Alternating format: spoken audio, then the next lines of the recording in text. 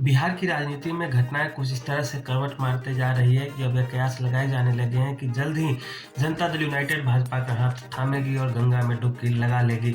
तो यही देखिए अब कैसे कैसे स्थितियां बनती है, उसी पे भी हम एक एक करके चर्चा करने जा रहे हैं।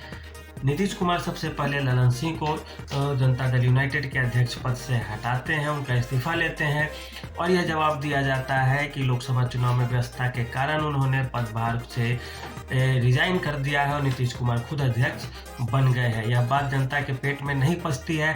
फिर आगे घटना होती है, मकर संक्रांति के दिन चूड़ा दही खाने नीतीश कुमार पहुंच तो जाते हैं लालू राबड़ी आवास पे, लेकिन वहां से खबर आती है कि इस बार लालू यादव ने नीतीश कुमार को तिलक नहीं लगाया। फिर यहाँ से आगे चलते हैं तो देखते हैं बिहार में एक कैबिनेट के स्तर पर फैसला लिया जाता है जिसमें शिक्षा मंत्री चंद्रशेखर, आलोक मेहता और इसके साथ ही ललित यादव का न्यूज आता है कि ललित यादव को अलग मंत्रालय का प्रभार दिया जा रहा है। चंद्रशेखर को शिक्षा मंत्री पद से हटा दिया जाता है क्योंकि उन्होंने राम मंदिर के खिलाफ बोला था, कुछ हिंदू धर्म के खिलाफ, सनातन धर्म के खिलाफ कुछ बोला था। बात यहीं रुक जाती तो काम चल जाता।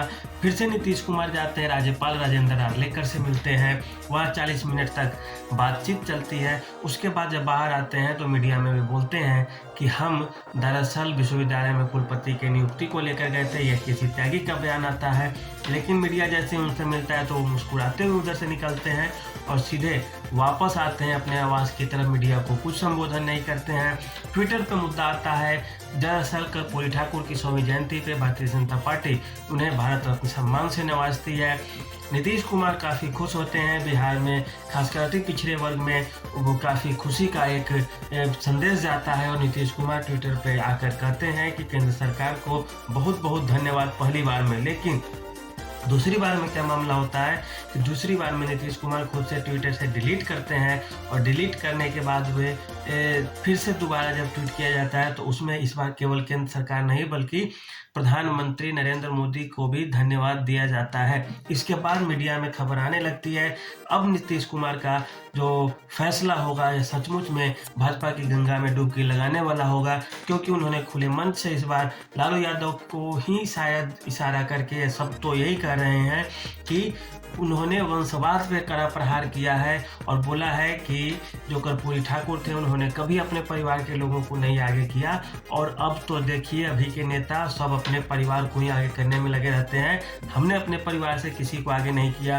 कर्पूरी ठाकुर भी कभी अपने परिवार के किसी को राजनीति में आगे नहीं किया। जब वे मरे उसके बाद उनका बेटा रामनाथ ठाकुर राजनीति में आता। बात क्या था, इस चीज़ को पूरे राज्य में फैला दिया गया, पूरे देश में फैला दिया गया। अब यह संकेत आने लगे कि सही में दाल में कुछ काला ही नहीं है बल्कि पूरी की पूरी दाल काली होने वाली है। और यही खबर जैसे ही चलता है अब यह कयास लगाए जाने लगे कि सचमुच में अब नीतीश कुमार ने फैसला कर लिया है अंदर ही अंदर कि अब हमें अलग होना ही है महागठबंधन से। महागठबंधन के लिए भी एक बहुत बड़ी समस्या है, क्योंकि तेजस्वी यादव तभी मुख्यमंत्री बन पाएंगे जब वे नीतीश कुमार के साथ लोकसभा चुनाव इस बार लड़ेंगे। इसके बाद जब नीतीश कुमार जदयू से रिटायर होंगे या छोड़ेंगे पद, फिर तेजस्वी यादव सबसे बड़ा चेहरा बन जाएंगे। समय कुछ और होगा कि उनके लिए रास्ते आसान होंगे। इस समय यदि जदयू और राजद अलग अलग होते हैं तो नुकसान राजद को ही होगा सबसे ज़्यादा।